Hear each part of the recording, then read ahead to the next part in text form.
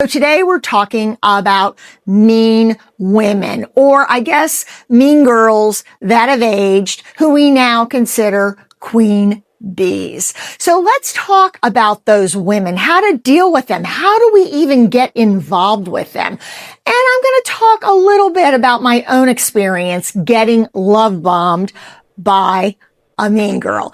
Well, I hope you're doing well. I hope you're feeling really good. And today, let's talk about something that a lot of women are dealing with, and honestly, at any age.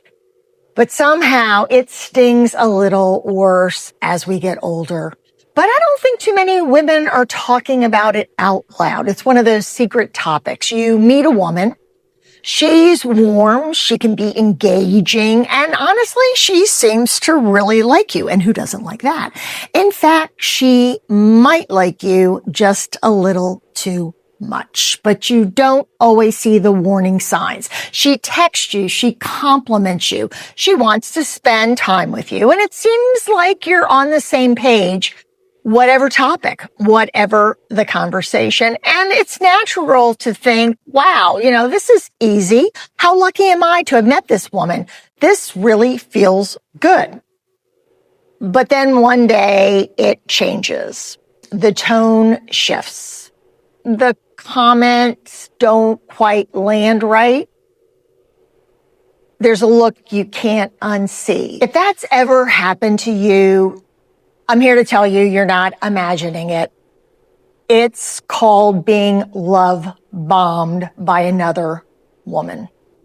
And I can tell you exactly how it can start because honestly, I've lived it. It's a lot of the reason that I started this channel. So years ago, I met someone through my volunteer work. And pretty quickly, she focused in on me. I thought she liked me, but it was focused. She was nice. She was complimentary. She was interested in what I was doing, how I had gotten to where I was. And looking back now, well, she was very good at recognizing what mattered to me. See, I'm a connector. You may be one too. I like to help people, connect people, open doors, make introductions. And she leaned right into that. She acted like she looked up to that. And at the time, it felt like an easy friendship. We shared a lot of interests. Like we seemed to just be naturally on the same page when it came to so many issues. But now I understand that, that was the hook. That was the hook. It wasn't a connection. It was a strategy. And I fell for it. We have something that they want. If you're a connector, they're looking at you as someone who can connect them. But at that moment in time, it may be as simple as an invitation to a group that you're active in and they want to come with you. They want to meet your friends. It could be as simple as an introduction, an opportunity. They like someone who's already your friend and they want to get to know them better, who hasn't had that happen.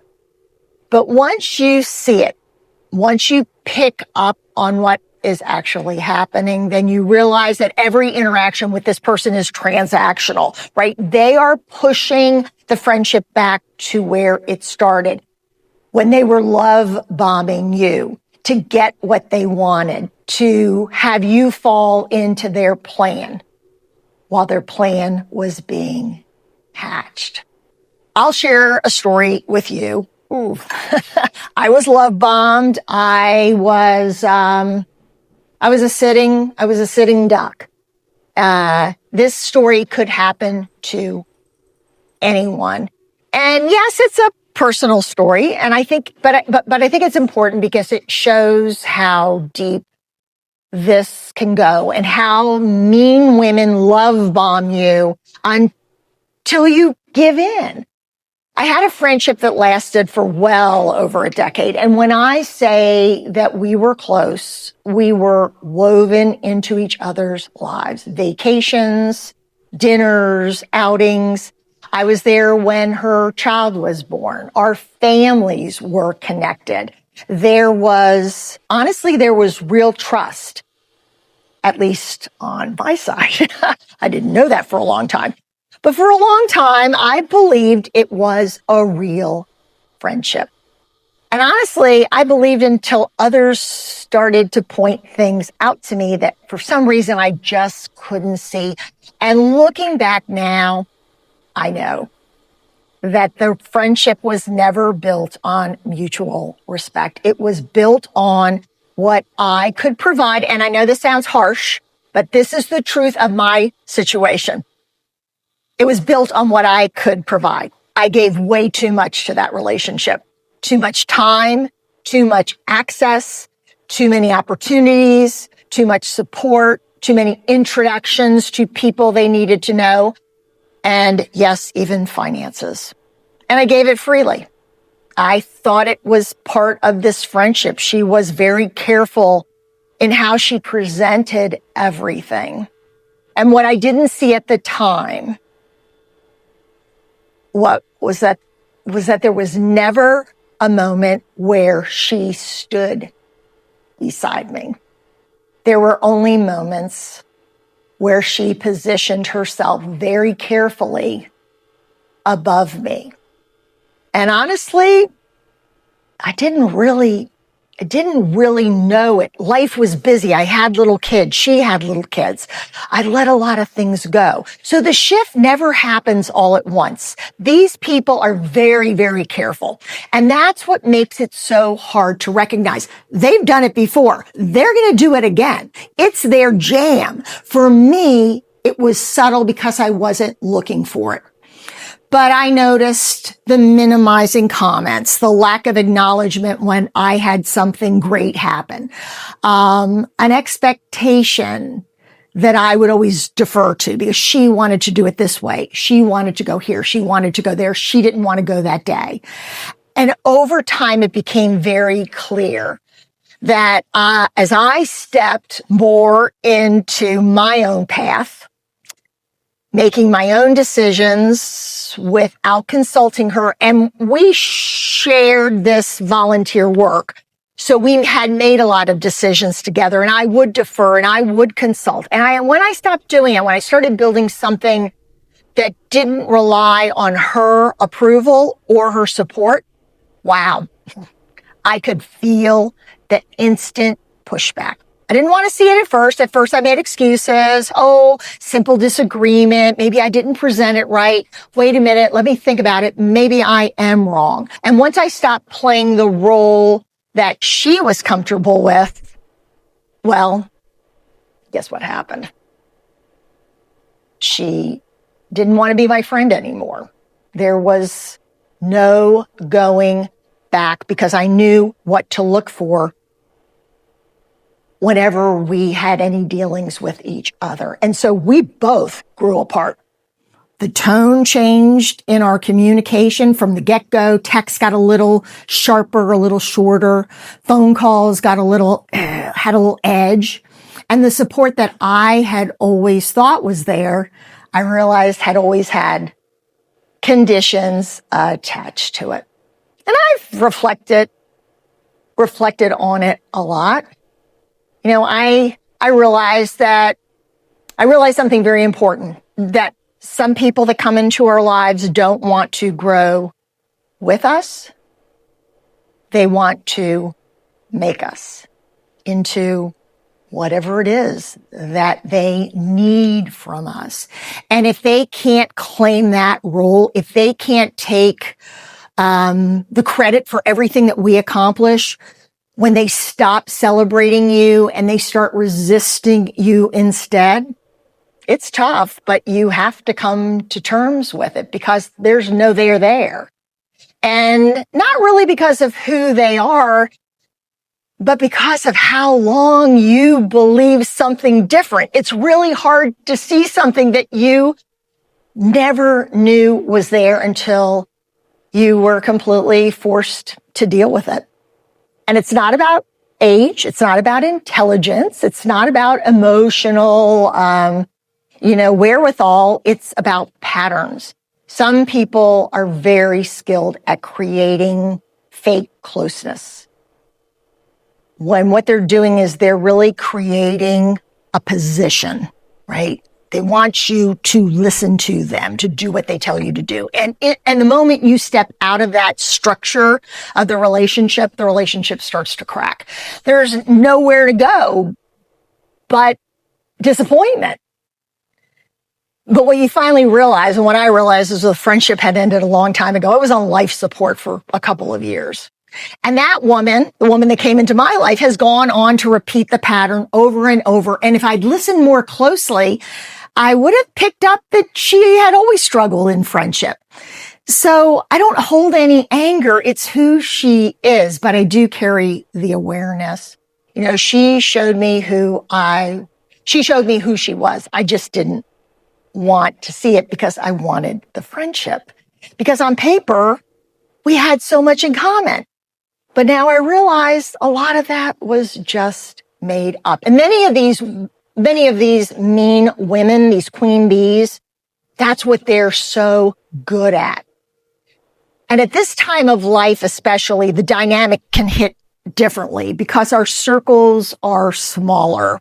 Our time feels more valuable, and our desire to play games and to deal with the drama ran out a long time ago. We talk about that all the time on this channel. Our bandwidth has shrunk.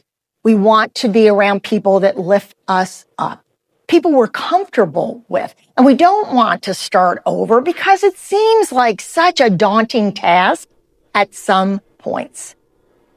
It can just feel like a lot. So maybe we hold on for too long and we make excuses. We roll our eyes. We come home and complain.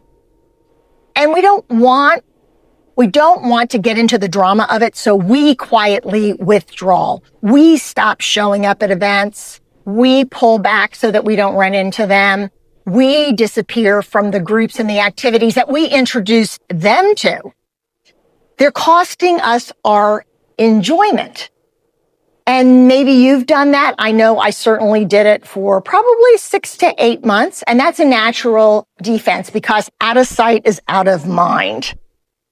But what I realized is the only person that was being hurt was me. And I didn't get involved with a mean woman because I was weak. But I guess I was just tired. I didn't want to be an investigator in a friendship, but I had so many people telling me, oh my gosh, this woman is a problem. And I kept saying, oh, I don't know. I've never seen it. And you don't need a big confrontation. You just need to make small, consistent changes. I kind of call it my exit plan, those micro boundaries. You stop over explaining yourself. You stop filling every silence with them. You stop trying to get things back to how it was before, or at least how you thought it was.